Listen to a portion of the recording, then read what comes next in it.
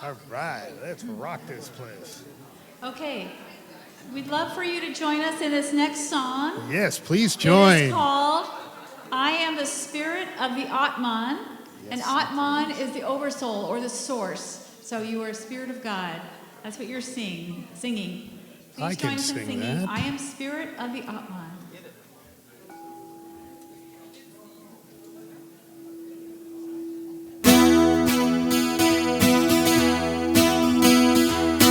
I am the spirit of the Atman, a free-flowing channel of the universal mind. I am pure love, light, and prana, and I live forever, ever and ever. I am the spirit of the Atman, a free-flowing channel of the universal mind. I am pure love, light, and prana, forever, ever and ever.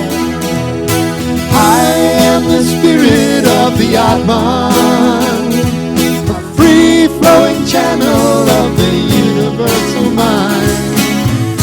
I am pure love, light, and prana. I will live forever, ever and ever.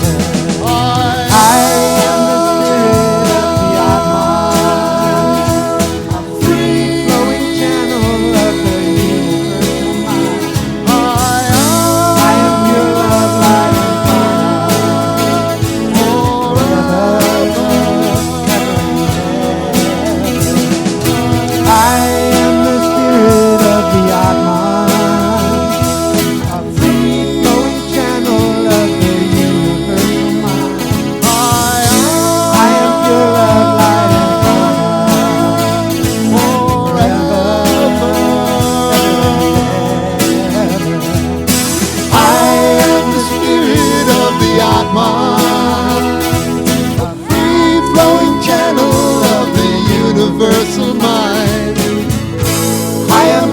love, light, and prana, and I will live forever, ever and ever. I am the spirit of the Atman, a free-flowing channel of the universal mind. I am pure love, light, and prana, and I will live forever, ever and ever. I am the spirit of the Atman, a free-flowing channel of the universal mind. I am pure love, light, and prana, and I will live forever, ever and ever. I am the spirit of the Atman, a free-flowing channel of the universal mind. I am pure love, light, and prana, and I will live forever, ever and ever, ever and ever, ever and ever.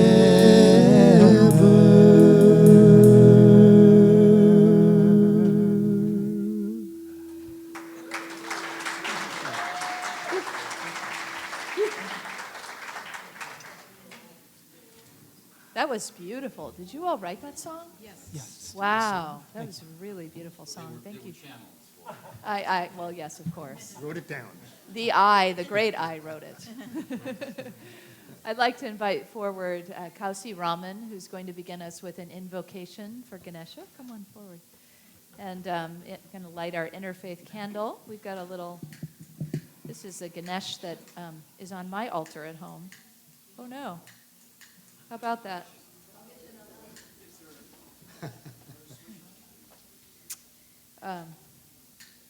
We will symbolically have the interfaith candle lit. There's light everywhere. We're radiating it everywhere. Kausi, by the way, has come to us by way of our Course in Miracles class here that we hold at Unity. And our noon meditation is how we got together, got to know each other. And she's been helping us with Hinduism from the class last Thursday to today, and then we'll be offering something on Tuesday as well. So there we go. That's great. I am a big fan of that. So, and Kausi, you also tell us just a little bit about why we would do this invocation, right? Before you share it. Okay, thank you. Where did the sprinklers thing go off? Namaste. So we have this very charming image of Ganesha, Lord Ganesha here. By the way, the use of the word Lord, because of the British educational background, a little bit, I tend to call Lord Ganesha instead of God Ganesha. Okay, somebody pointed it out from the Hinduism class the other day, and I didn't even know I was doing that. But anyway, at the beginning of anything ceremonial, for example, you start a new job, you move into a new apartment or home, you're starting out something new, you always seek the blessings of Ganesha because he is the remover of obstacles, among so many other things, but this is what he's most talked about or known for. So I want to invoke Ganesha's spirit here by singing this. And so this moment is the beginning of the rest of our lives. So I want to invoke Ganesha to remove any obstacle that comes in our lives.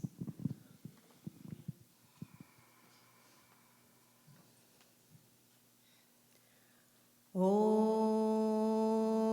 Gananaam Tva Ganapatikum Havamahe Kavim Kavinamubhamasravasthamam Jeshtarajam Brahmanam Brahmanaspata Anaha Shunvannudibissida Sadhanam Om Mahaganapataye Namaha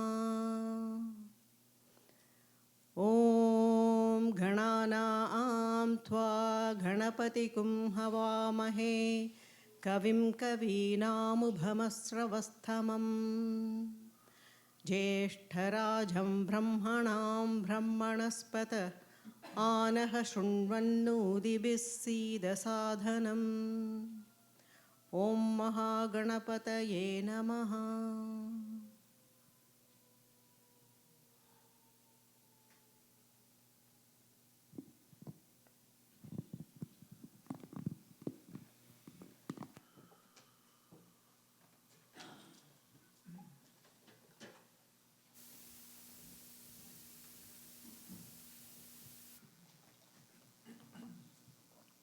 Namaste. Thank you. Good morning. Good morning. What a way to get our morning started. That was wonderful, wonderful. Good morning to Unity of Walnut Creek. My name is Linda Stevens, and it's my joy and my honor to be a part of your service this morning. We have our featured musicians this morning, Heart Dream and Friends.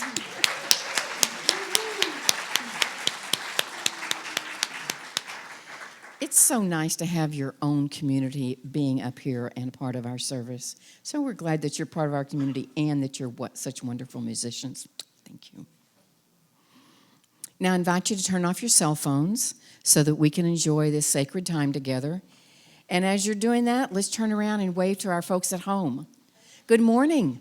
Good morning. We're so glad you're here with us today, even though that you're not sitting in one of the seats. We know that you're here spiritually and energetically, so thank you so much for being part of our service this morning.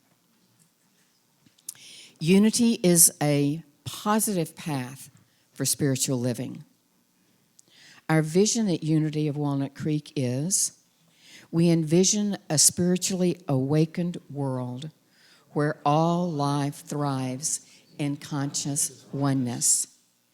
Our mission is who we've come here to be. And let's say this together. We are a loving, inclusive community, expanding and living our divinity in sacred service for all. Our core values are love, connection, service, and wisdom. Now, each week we affirm a statement of faith together. So I encourage you to take a conscious breath and join me in, there is only one presence and one power in the universe and in my life, the all-loving goodness of God. Now I invite the ushers to come forward.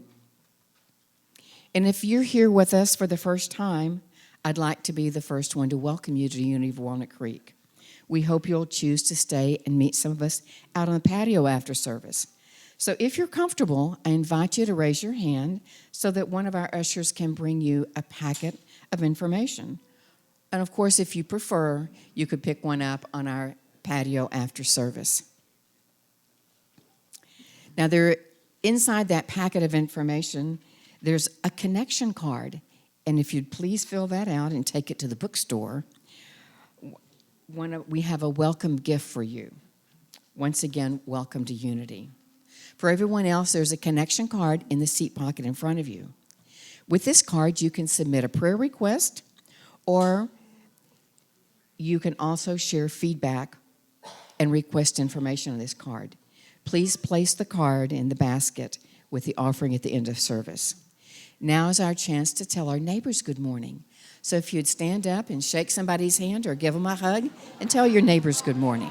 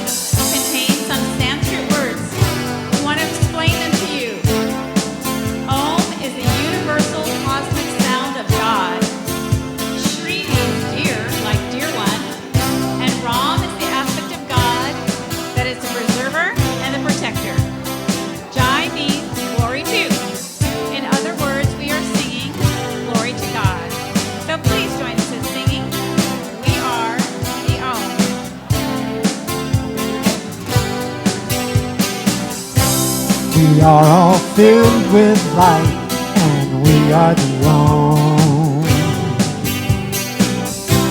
We are all filled with light, and we are the only. Om Shri Ram Jai Ram Jai Jai Ram. Om Shri Ram Jai Ram Jai Jai Ram. Om Shri Ram Jai Ram Jai Jai Ram.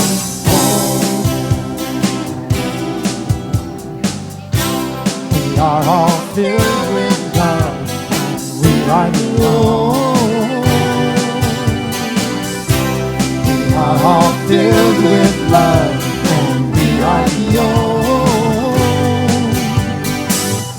Om Shri Ram Jai Ram Jai Jai Ram. Om Shri Ram Jai Ram Jai Jai Ram. Om Shri Ram Jai Ram Jai Jai Ram.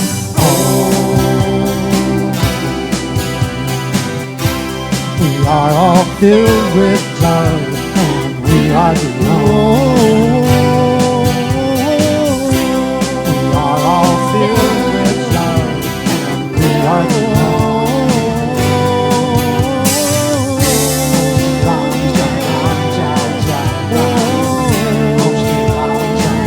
Jai Jai, Om Shri Ram Jai Ram Jai Jai Ram.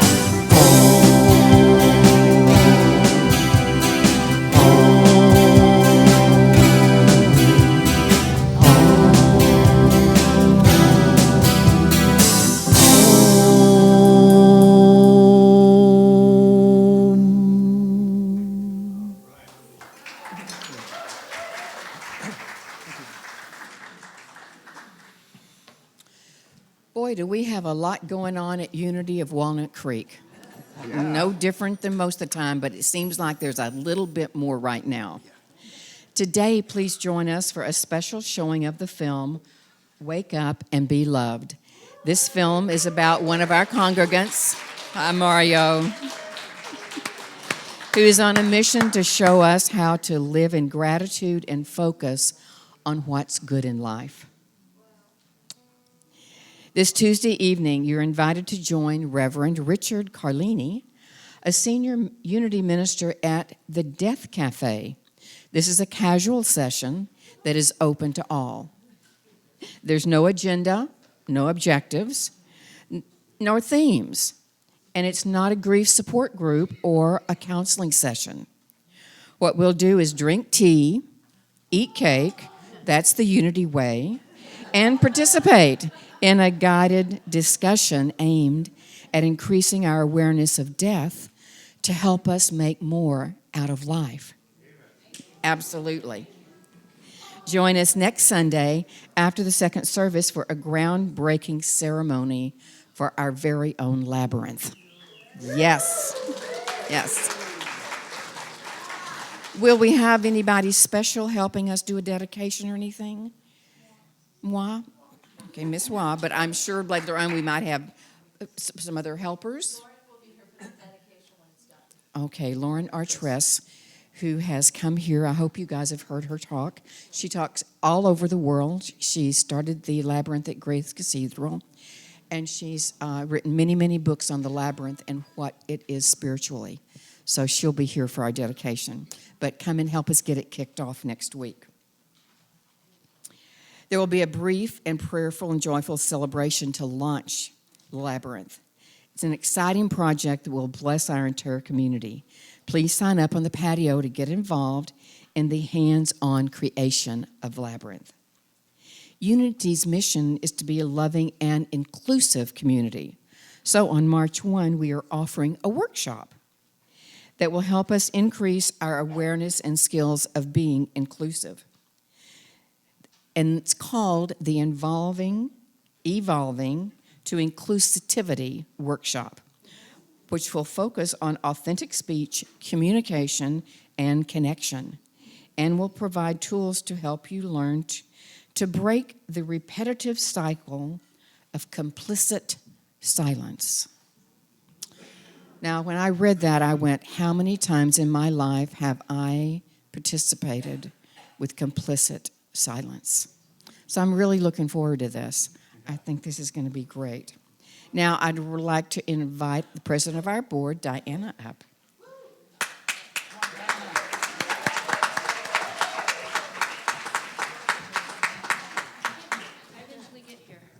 Good morning, everyone. I am one of your crabby ladies this year, and I am here to invite you to our crab feed, which is next Saturday. So today's the last day to get your tickets. If you haven't gotten it, see us on the patio. It's the last day for online. We're going to have a great time. It's always a good time. Food, fun, dancing, desserts, raffle baskets. We have some gluten-free options available if you need it. And so see us today on the patio, and we look forward to seeing you next Saturday.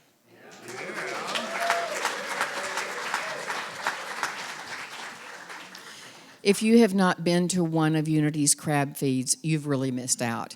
Not only are there great prizes and great food, but great community building and great dance. Are we going to dance afterwards? Yeah. Yes. Yeah. All right. We eat, we drink, and we play big time, and it's all for Unity of Walnut Creek. So please get your tickets today. Now, please see Unity's newsletter, Centerpoint. Pretend I have one to hold up. For more information about these and other events at our center, you can pick up a newsletter in the bookstore or in your email box. Now, is there anybody that doesn't get one in their email box? Maybe a couple of you out here, but you can use that card in the seat pocket in front of you to check the box that says, start sending me the email of the newsletter, and then you'll always know what's going on here. So thank you for being here today, and welcome. Thank you, Linda. Of course, our website's also another good reference for you to stay attuned to what's going on. So now is our time when we're going to begin a nice internal process of dropping in and experiencing meditation. We're going to start out with another incredible song by Heart Dream to bring us to that place with a little guidance and silence to follow.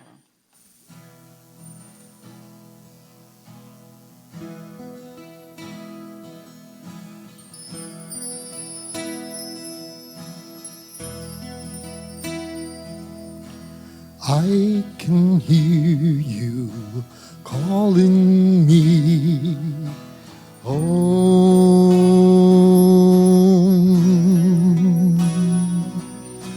I can feel you drawing me home.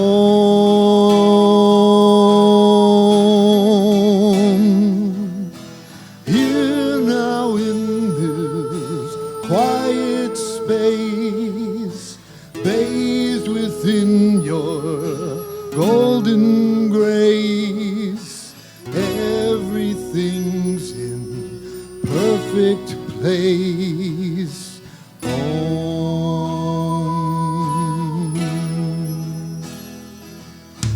I can hear you calling me home.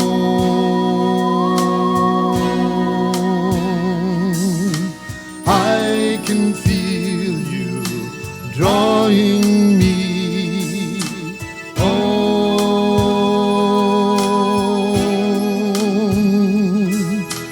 Here now in this quiet space, bathed within your golden grace, everything's in perfect place.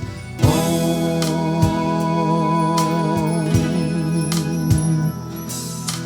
I can hear you calling me home.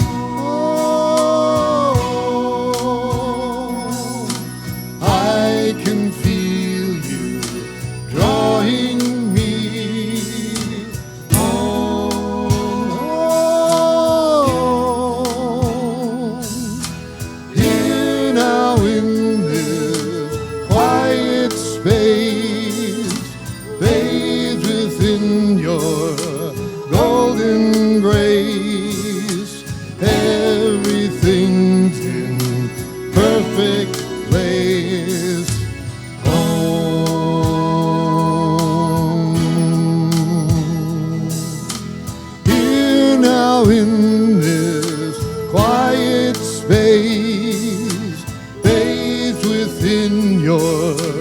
golden grace. Everything's in perfect place.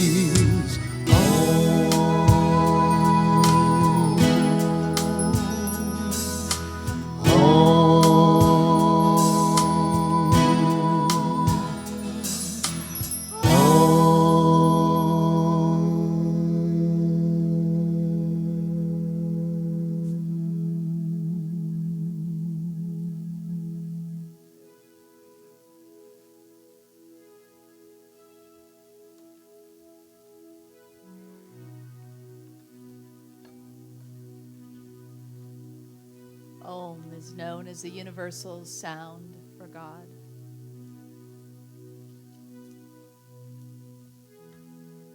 So we let that music and that sound of God now settle in our hearts and our souls.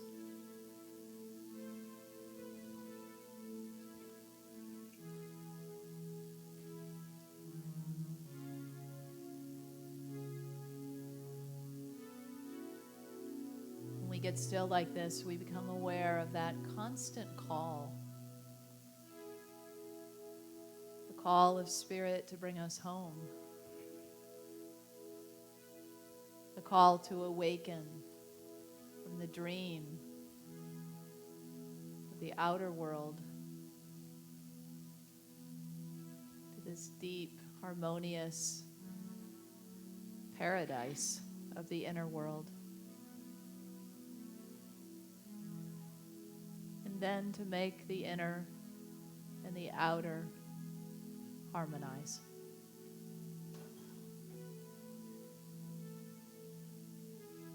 For now, though, we rest in this heavenly place within that brings us into communion with Spirit, conscious awareness. We come from this one source, that our very essence is of this source. So we answer the call, we return home,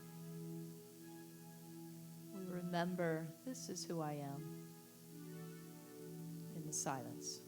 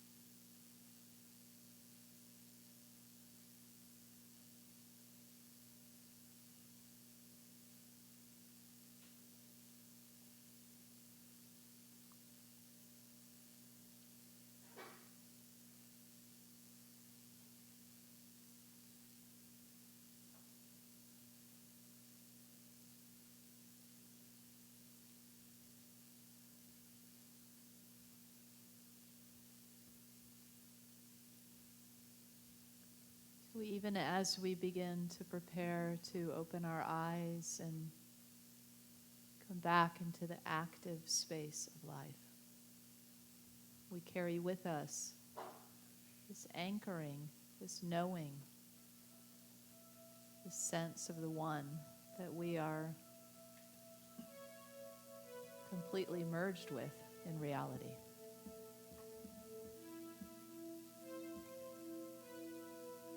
And so we thank you, Spirit, for a simple moment of remembrance. I am divine, and so it is.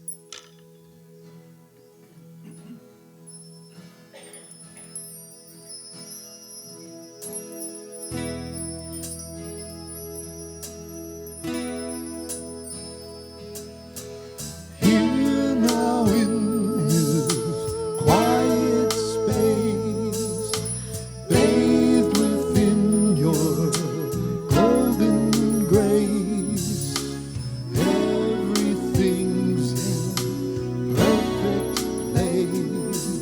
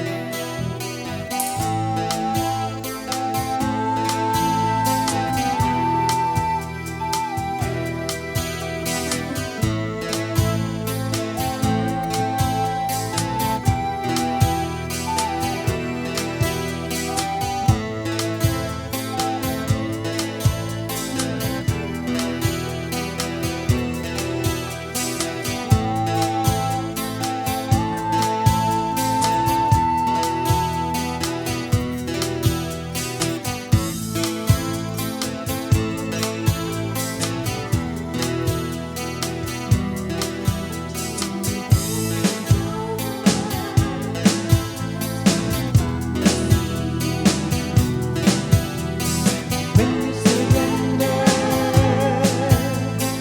you're set free. Crashing waves can't pull you down. Don't you know your soul can drown? You are spirit, you are free, you are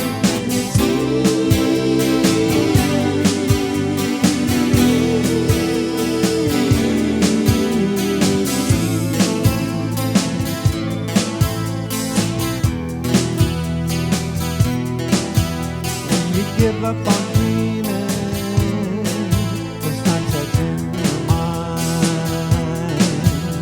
You lose your freedom, the gift of mankind. Crashing waves can't pull you down. Don't you know your soul can't drown? You are spirit, you are free, you are infinity.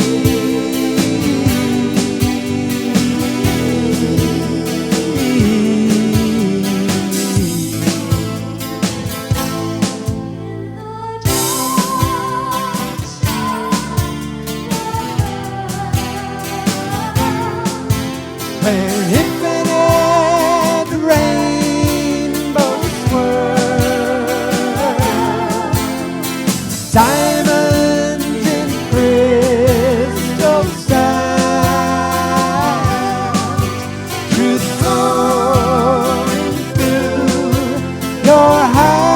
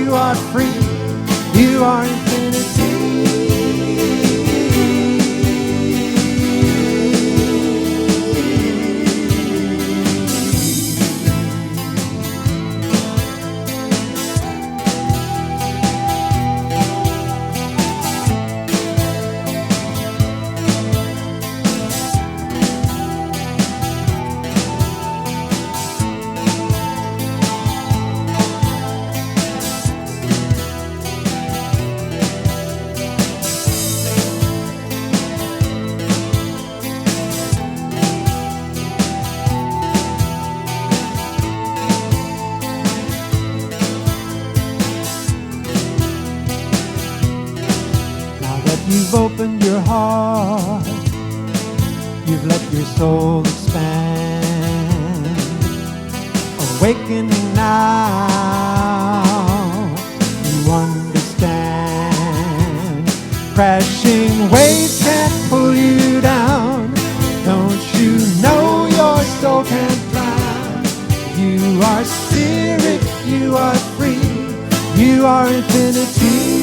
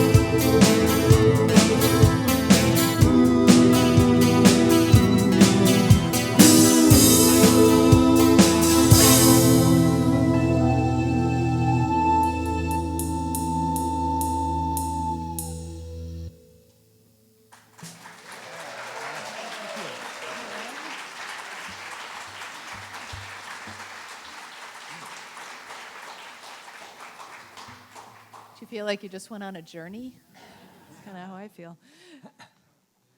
So Steve and Mirabai are going to join me. As you might have noticed, we are talking about Hinduism today. We are still in our series, Many Paths to the One. Actually, we're about midway through. And Steve and Mirabai have Hinduism in their path. Or they are on the path of Hinduism. I'm not sure how I want to say that. Yeah. There you go, in addition to unity. So I know you were already practicing Hinduism when you found unity, and there's kind of an interesting serendipity with how you came into unity. So would you share with us how you found unity? Sure. We had been studying Hinduism and Eastern philosophy in general through yoga, and we were having a satsang, which is just like what we're having here, music and a message, at our home with the mother aspect of God, Guru Mataji, because her husband, Sant Keshavadas, had transcended. And we invited Ramajoti Vernon, who founded the Internet Yoga Journal. And from that, she came and she heard Mother give the message. And then, as usual, we would sing a few songs. And so after we were done, Rama came up to us and she said, first of all, it's good to see you after 25 years. Because we had first met her when we met Sant Keshavadas, who was the founder of the Temple of Cosmic Religion, and she was one of his students. So 25 years later, she came up and heard us sing, and she said, your music is wonderful, and it'd be great for Unity of Walnut Creek. And my husband, Reverend Max Lafser, is the minister there. and the rest is history. So Mirabai was telling me this a couple of days ago, and I thought, well, that is serendipity because Max, some of you remember Max, who served here for 5 years, is actually retiring today. So he's just most recently at Unity of Tyler, Texas, and today's the celebration, and there's a picture of Rama, who brought you to Unity, his wife, and a great yoga practitioner and leader, and Max. So we're in celebration of them as well and blessing them on their next leg of their journey. So you just mentioned a few names of teachers, and we do have some slides of some of your teachers. So maybe we can put up the next slide and see who we have. It'll be a surprise. So we were taking voice lessons, Steve and I, from a wonderful voice teacher And she said, you know, you should do some muscle exercises for your back to stand up straight. And she said, there's a great yoga pose called the shoulder stand. So we were practicing that, and I wanted to make sure I was doing it right. So a friend of ours said, you know, there's a yoga center, Shivananda Yoga Center, up on 9th Avenue? Yeah, 9th Avenue. We were just 2 blocks away. And so we had been reading Autobiography of a Yogi before that by Paramahansa Yogananda.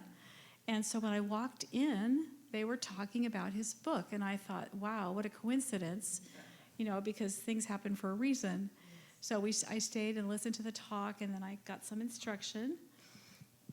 So we started going to the Shivananda Yoga Center in San Francisco on a regular basis. In fact, this is back in the day, and so we would get up at like 0 dark 30, and we would walk 3 blocks to the Shivananda Yoga Center, and we would do silent meditation and then chanting of Sanskrit mantras, and then the yoga poses, the asanas, and then we would leave and go to work. Unbelievable. Some devotion. But, yeah, and Swami Vishnu Devananda, whenever he met you, he would give you a spiritual name if that was what you would like to have. And so I really wanted to have a spiritual name, somebody to emulate my life by. But usually he'd say, so what's your name? But he didn't do that with me. He just said, wait, I'm going to meditate. And he meditated, and he said, you Mirabai. And I didn't know who that was at that point, and found out she was a singing saint ever since she was a child. And I have written poetry and songs since I was a young child. So I just thought that was very auspicious. He has a spiritual name, too. He's Krishna Das. Right, which means devotee of Krishna. And we decided to stick with Swami Vishnu for a while, and he was not a great singer, so he said, you know, I have to bring some people in. So first he brought in Swami Nada Brahmananda, which means the bliss of the sound of God. And he would play on his Swar Mandala, which is something he invented, and he would sing through the chakras. And Stanford University did a whole study on him in an airtight room with things on his back and his chakras. And he could sing, and he could play tablas while looking at a picture of Master Shivananda, who was his teacher. And they did it for 40 minutes, and you can look it up. It's actually a true study. And then he also brought in Sant Keshvadas, which should be on the next slide. There you go. Yeah, he is the most incredible person, and we kind of emulated our family like him, because him and his wife, who is now in charge in the lineage. She's the next slide. She's the next slide. And Rama Mata, or Guru Mataji, or mother. And that's her son, Sham. And Her younger son. Yeah. She has 2 sons and a daughter. Yep. And they carry on the tradition since Sant Keshvadas passed on. So what we learned from Sant Keshvadas is he founded the Temple of Cosmic Religion, which in many ways is very close to unity, because the logo for the Temple of Cosmic Religion included the symbols for all the world religions, just as you sometimes see in various New Thought centers. And he taught that the paths are many, but the truth is one. Right, and the world is one family. And he would do discourses from all the different religions and speak about it in the most incredible way, and he would chant. Right, he would talk for a while, and then he would burst into song, and he would accompany himself on the harmonium. And he wrote literally thousands of devotional songs in praise of God in Sanskrit, and some of them in English too. He would sing, and then he would ask the congregants to sing along, and then he would continue with his discourse. And the chantings were like affirmations of "I love you, God," or "I am God," or whatever they meant. And it would invoke this in you, and you'd feel the energy rising, and it was just the most incredible experience, which is what all Indian music, traditional Indian music is about realizing your oneness with God. And so that was the whole point of the satsongs and the messages, to realize your oneness. Wow. So I hear a lot of similarities. So it makes a lot of sense that your paths that you can both practice these Hindu practices and your unity practices, and that they really merge. Just as you said, the songs are like affirmations. There's kind of a natural bend toward the openness and inclusivity. I don't know that we can claim the kind of knowledge of all the different religions, but we certainly can say we are welcoming. And then the other one that always really strikes me is the idea of innate divinity, our second principle in unity. And the Fillmores, our co-founders, Charles and Myrtle Fillmore, were said to have studied the Eastern religions when they were forming what unity is. And I never got explicit detail on that, but it always made sense to me that Hinduism must have been key to that. Of course, Hinduism is sort of the mother of many religions anyway, about 6,000 years old. But one of the key tenets being this idea of that the divine is within us. And this is a real distinguishing factor for us in New Thought from many other branches of under the larger umbrella of Christianity anyway. So I really think that's an important piece that feels like it's a shared process or a shared belief system, shared principle. And also, many people think that they celebrate many different gods, but really, they celebrate one God, the one God that's in all of us, and that God just incarnated many different times, in many different names, in many different religions. And so that was what they worship different aspects of God, but it's really the source, because God is infinite. You are infinity, right? And so it's hard to concentrate on infinity. So by focusing your devotion on one aspect that you feel close to, or your mind can stay with, or something that's in your heart that you need, that really helps you to focus your mind and develop that. For example, Ganesha, for whom we saw the image earlier, as Kauri said, is known to be the remover of obstacles, among other things. And so, if that particular personality trait of the divine is something that resonates with you, or something that you feel you need more of, then you might focus on Ganesha in your meditation. Or you might focus on Jesus, because that was the same thing to Sant Keshavadas. He'd say, Christ consciousness, that's what we're all studying for. Just we're trying to become like Christ. He said, and Christ said, and this you shall do also and more. So that was the philosophy. So we're all one. The other thing that you spoke of is that you practice yoga, and that in the Western mind conjures up a different image than what Hinduism really means by yoga. So can you say a little bit about what yoga is? Yes, so it's a multifaceted practice, and the yoga postures or asanas, that's one aspect of it. It's a very important aspect of it, and that particular part of it is to enable you to purify the body so that you can reach the point where you will be able to realize your oneness with God. Now, other aspects of yoga would be meditation, and that helps you to purify the mind and, again, make yourself ready for oneness with God. And then... Yeah, I was just going to say, and another part of yoga is the pranayama, or the breathing exercises, because that balances all of your energies. And you feel this calmness come over you, and it's all in preparation for meditation. You do the postures so your body doesn't ache, and you do the pranayama so that your body is purified and ready and open, and you go into your heart that way. So I thought, if you don't mind, that I would do... Let's just do the first one. Maybe. Okay, we'll do something called alternate nostril breathing. This one helps you to balance the yin and the yang in your body and purify yourself and into the harmonious state. Why don't you explain it and I'll do it. Okay, so what you do is you close off one nostril. We're going to start off by closing off the right nostril. And then I'm just going to give the explanation, then we'll actually do it. So then you breathe in through the left nostril, and then you hold. And then you breathe out through the right, and then you breathe in through the right, and then you hold, close both, and then you breathe out through the left. Okay, so that's one round of alternate nostril breathing. But it's a 4-2-1. Oh yeah, the ratio is you breathe in for the count of 4, and you hold for 16, and then you breathe out for 8.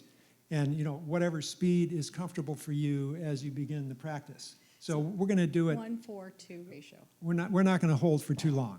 Yeah. Okay. Okay. We don't want to win turning blue. All right. So. Okay. Close your right nostril with your thumb and breathe in. 1, 2, 3, 4. Now close and hold. 3, 4, 5, 6, 7, 8, 9, 10, 11, 12, 13, 14, 15, 16. And breathe out through the right. 3, 4, 5, 6, 7, 8. Breathe in through the right. 2, 3, 4. Now hold. 3, 4, 5, 6, 7, 8, 9, 10, 11, 12, 13, 14, 15, 16. And out through the left. 3, 4, 5, 6, 7, 8. So that's one round of alternate nostril breathing. And you can do that for however many times you feel comfortable. And Mirabai will describe the benefits of this practice. Yeah, when you do that, it just makes your brain waves go into a higher state of consciousness, and it really helps you to meditate because you feel the calm and the peace, and your body gets more in tuned. It's sort of like the stones that we wear. They all bring a certain energy. So this brings the energy into your body into complete harmony. It purifies your cells. It helps you with your health. It has many benefits. Wow, thank you so much for sharing with us and giving us a takeaway practice. That was really wonderful. Thank you. Yeah. Thank you. Thank you.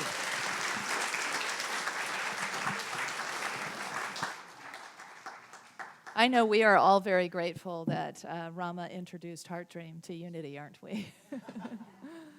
So there are 4 basic yogas, 4 basic practices and ideas of yoga, and often we have a tendency, just like Carl Jung took from the 4 yogas to create some of the personality types and the ideas of the archetypes, but we won't get into that today. So the 4 yogas, though, in Hinduism are a little bit of what you just experienced and we talked about, and that we experienced through the music. Really, is the Bhakti yoga is a devotional practice, and so the Bhakti would loves to chant, to pray.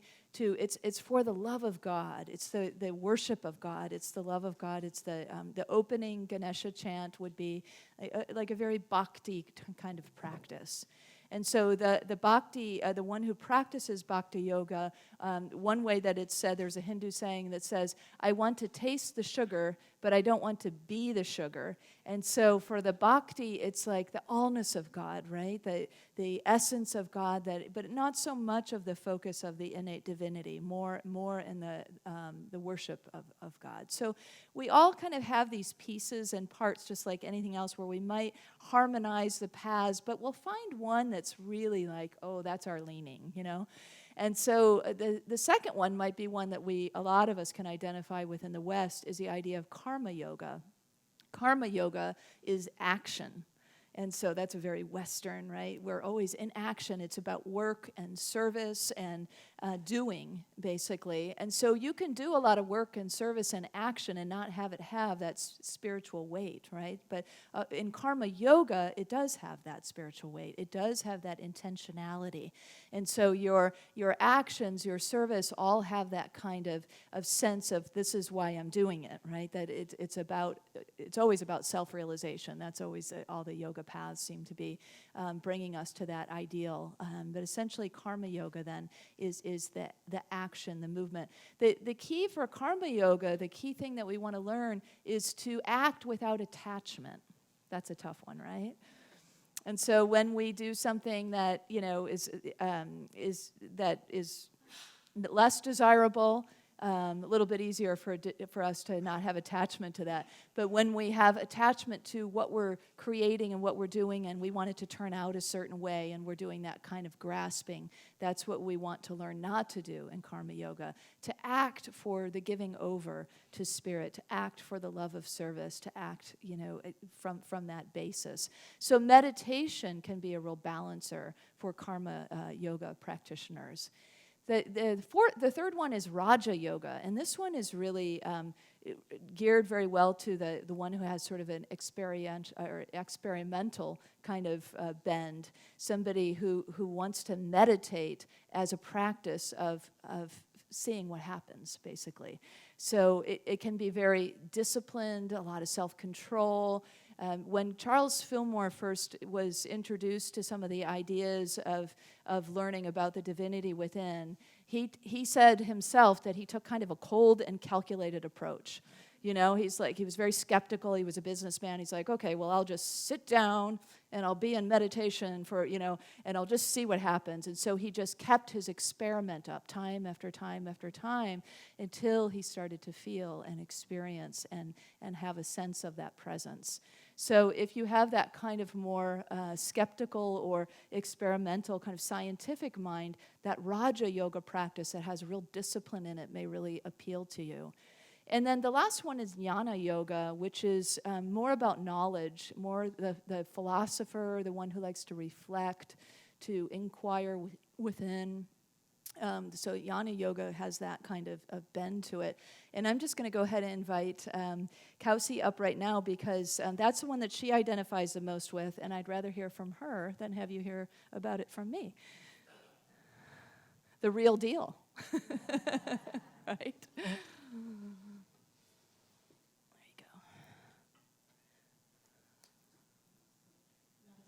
Namaste. So thank you again for being with us, Kausi, and just sharing a little bit of your path with us. I noticed when we were talking your just deep passion for God, for your practice, for your path. I was really moved by that. I'm moved by that again as I speak of it. Yeah, and just witnessing that, it gives me so much hope for the world to meet people like Kausi. I think that's why I'm feeling so much. and your sense of passion and your commitment to your practice and your commitment, one of the things I read about on Jnana Yoga is that's part of it, is to have a real longing, a real clear longing and desire to know God, to know yourself as God. Do you want to say a little bit about that? Actually, my teacher, Ramana Maharshi, he has given the example of you will see God when you really desire to see God, like a person you're holding a person down in water, underwater, and how desperately they want to breathe air. If you want to see God that desperately, you will see. Okay? So that's what you have. I would like to. I don't know how serious it is, but I would like to. Well, we won't try the experiment, but we do hear your intention. And we do have a picture of Ramana Maharishi, who you just mentioned as your teacher. Right. Yeah, he is my teacher. And, well, he had passed on before I was born, but we believe in the living spirit of... We believe in the living... Thank you. Like this, right at your mouth. There you go. He guides, even though he is not physically around. What's the essence, would you say, of his teachings the practice? Yes. If you seriously want to pursue a spiritual life, what you want to do is to go within and find out who you really are.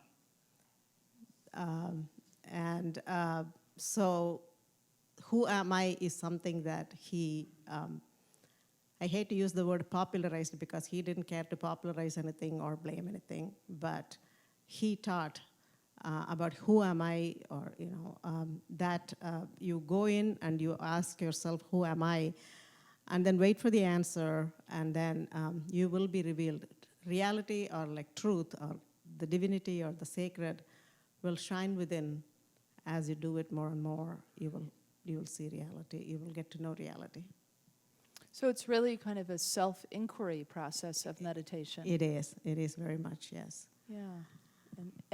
But then you also have other aspects of your practice. Is that true? Or is that your primary?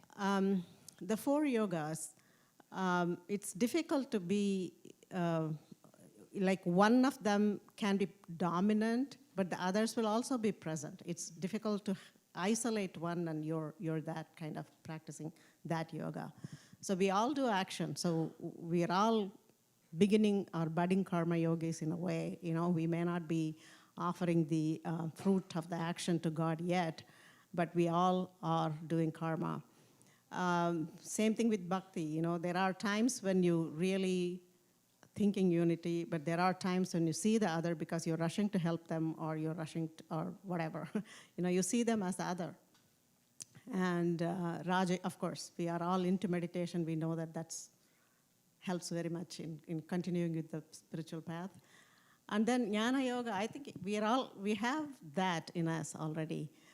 We all want to know God. Okay, so right there is the beginning of the seed of Jnana Yoga. Okay, so the yogas are very difficult to isolate, and stay by itself. What do you imagine, so the longing to know God, what do you imagine that is like? So what is it like to be completely self-realized or completely liberated, or you have this passion to know, so you have a clear drive for it? What do you imagine that experience will be? Without experiencing, it is hard to explain it. So I may have had glimpses of it here and there, but we all have. We all have had glimpses, we just don't know that. There are times when, you go to a new place, you're suddenly taken over with the beauty. You go to, you're on vacation, you're by the ocean side, or you go into the garden or something, and you're completely taken aback with the beauty of it, and you're not thinking about who you are, or your likes and dislikes and all that. You completely don't even remember yourself. That at that time, your separate self as an ego does not exist at that time, or it kind of forgot, and you were one with what you were seeing around you. So it's not a totally alien concept. We all do that. But the goal, if you want to pursue the spiritual path, is to be in that state, or to not exist as a separate human being or as an individual human being. There is no core I. It's very difficult to imagine because it goes beyond the mind. Therefore, you cannot intellectualize it, and you can, but it may be good for writing a thesis on something in theology thesis. But you have to experience it. Like you were talking about sugar, tasting sugar, right? Mm-hmm. You got to taste the sugar to know how sweet it is, So not just how sweet it is, what it tastes like. Mm-hmm. So I'm in no way qualified to say what it is, but and the reason it is difficult to explain it also, when you experienced it, you were not there. So you come back and you want to explain it, it's not the same thing anymore. So, so it is very difficult to explain. It's beyond words. I mean, all the people who have had a taste of it, but who kind of had to come back and explain it for the sake of people like, me and others, they say how it is beyond words, it cannot be described. It's way above the grasp of mind. And so, but it can be known. It can be known. That is why it is a path of knowledge. It can be known, not through any means that your mind is already familiar with. None of the tools of the mind work. You don't have to be, educationally at a certain level to know that. Anybody, there are so many stories of people who never even, went to school or anything, who have realized the self. So self-realization is the goal, okay? God realization, So just from the description of other teachers or people who have had a glimpse of it, who have come back and explained or helping or guiding, it is a state of bliss. It is a state of happiness or joy that is continuous. So the glimpses that we have had is like a drop, not even a drop in the ocean, but it is an ocean of bliss. And we all have a space in our being, okay? Or not space is not the right word. There are no right words, so bear with me. However, I'm trying to get an idea across with incorrect words. So, we are innately divine, like you already said. And in that place, that is the place of bliss. That is the place of total peace, no matter what kind of storm is blowing in your life. There is that place where it is completely at peace. No matter what somebody is blaming you for, there is that place which is completely in confidence because it's in touch with God, okay, or it is a drop of God. So anything, it's that place that you want to reach and abide there. Ramana Maharshi's teaching is abide in the self. I talked about who am I, but this is also the other thing, abide in the self. So if that is your practice, few minutes a day, just let the outside world, let the waves of the ocean be tossing around, who cares? Get to the deep and you abide in yourself, okay, where you are in connection, like your Atman, the center of your Atman, you're in touch with God. Few minutes a day, you will see wonders happen in your lives. Beautiful. Thank you. Thank you. Yeah.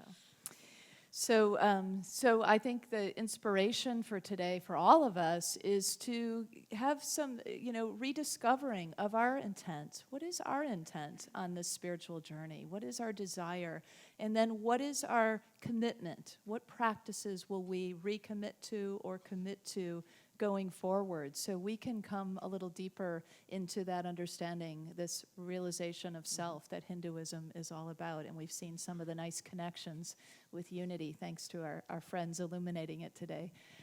So let's close out with an affirmation, just helping us really ground in that idea of recommitting to our path and our practices. Kristen, can I add? I wanted to please. mention something. I forgot to mention about the Ganesha thing. You all know the mantra Om, like the syllable Om. Ganesha, if you look at the shape and the trunk and all that, he is the personification of Om. Okay, so it's called Pranava mantra. The Om is called Pranava mantra, and so he is Pranavam. Okay. So can I ask you, after we speak our affirmation, would you be willing to lead us in an Om? Sure. Okay, let's speak our affirmation and then we'll close out with Om. Together. I recommit to my path and practices. I realize my true self. And then we'll Om together with your leadership. All right.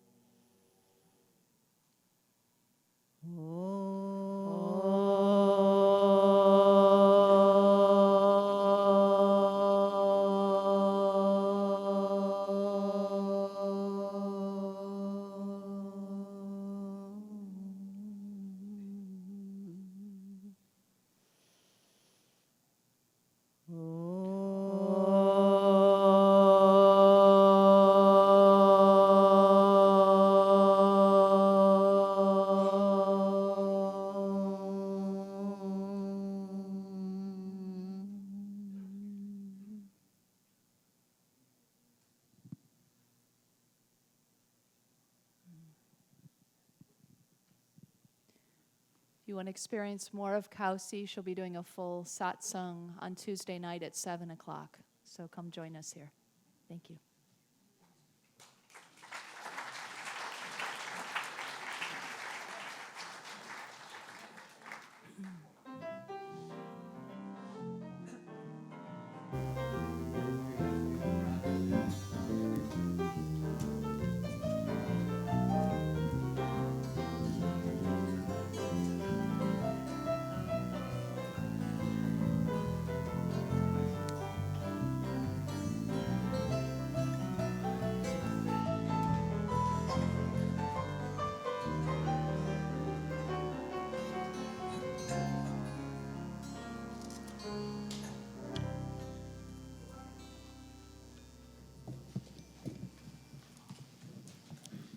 Namaste. Thank you so much for being here with us and for opening up our hearts and our minds. Thank you. Thank you. Our prayer chaplains are here today after our service to provide that very special process of personal prayer support. If you're a prayer chaplain serving today, would you please stand?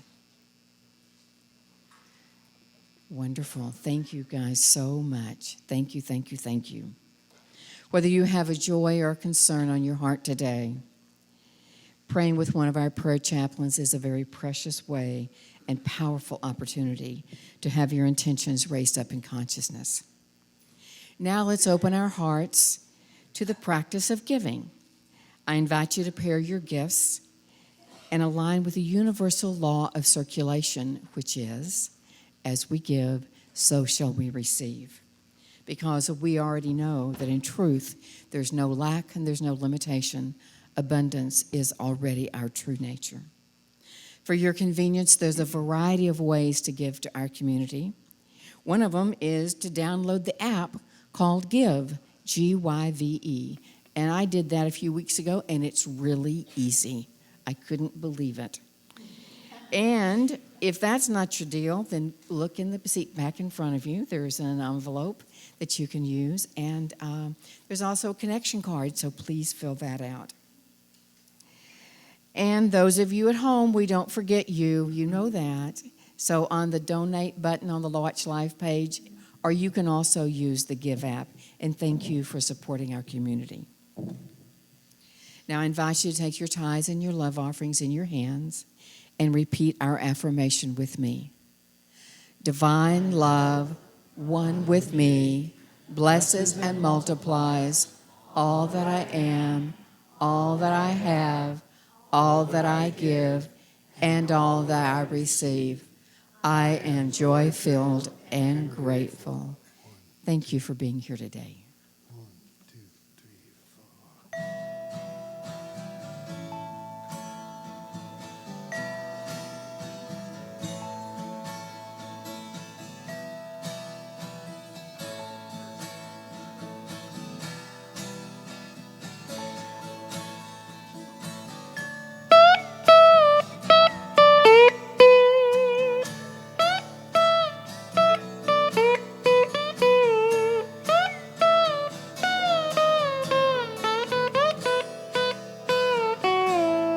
My sweet Lord, my Lord, my Lord, I really want to see you. I really want to be with you. Really want to see you, Lord, but it takes so long, my Lord. My Lord, my sweet Lord, my Lord, I really want to know you. I really want to go with you. I really want to show you, Lord, that it won't take long, my Lord. My Lord, my sweet Lord, my Lord, I really want to see you. I really want to see you. I really want to see you, Lord. I really want to see you, Lord, but it takes so long, my Lord. My Lord, my sweet Lord, my Lord. Yeah, I really want to know you. I really want to go with you. I really want to show you, Lord, that it won't take long, my Lord. My Lord, my sweet Lord, my my Lord.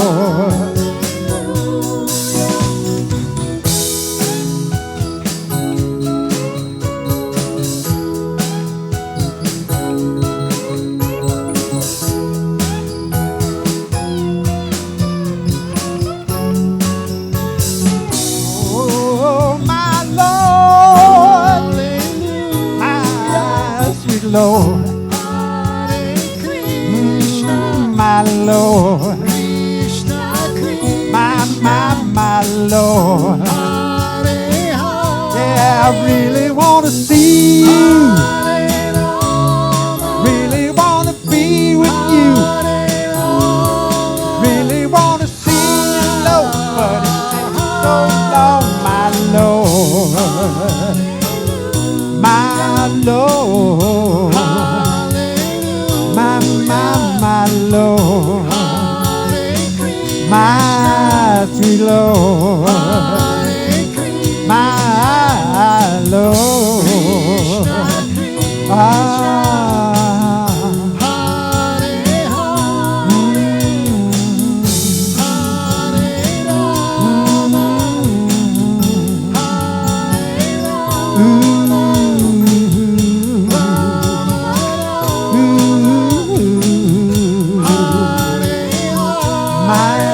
sweet Lord,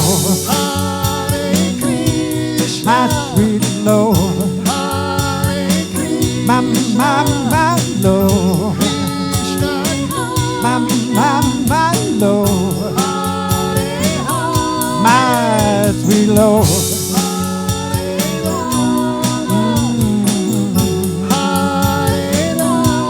My sweet Lord, my Lord, my Lord.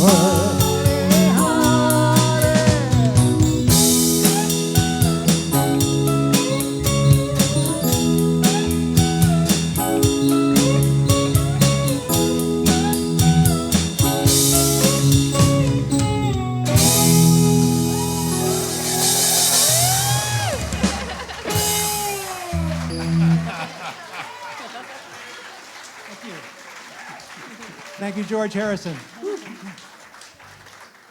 Sounded just as good as the Beatles, didn't it? Thank you so much.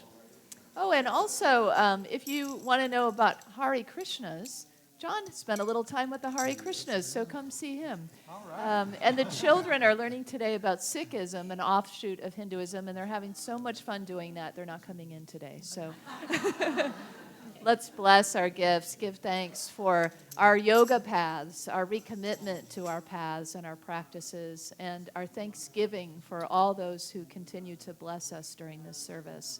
We give thanks for the gifts that are held here, symbolic of all that we receive and give. Let's bless it together. We give thanks for the ever-increasing, constant flow of absolute good in our lives now. So it is. So while you're standing, if you'd like to take a hand nearby, we're going to close out with our prayer of protection and our peace song. Together. Oops. The light of God surrounds us. I am light. The love of God enfolds us. I am love. The power of God protects us. I am power. The presence of God watches over us. I am presence. Wherever we are, God is. I am divine. 1, 2, 3, 2, 2, 3.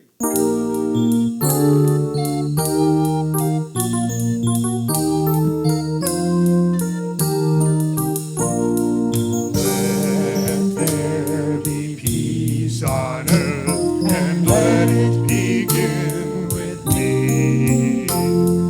Let there be peace on earth, a peace that was meant to be with God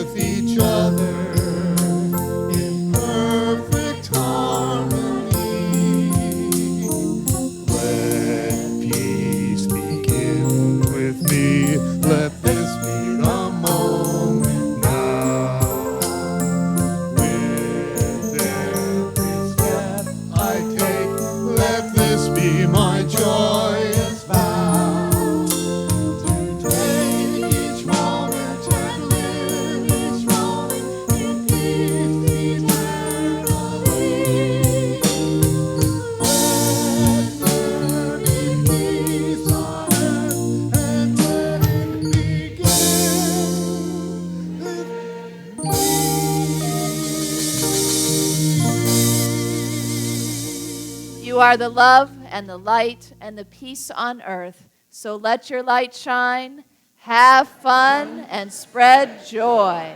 So One, it is. two, 1, 2, 3, 4.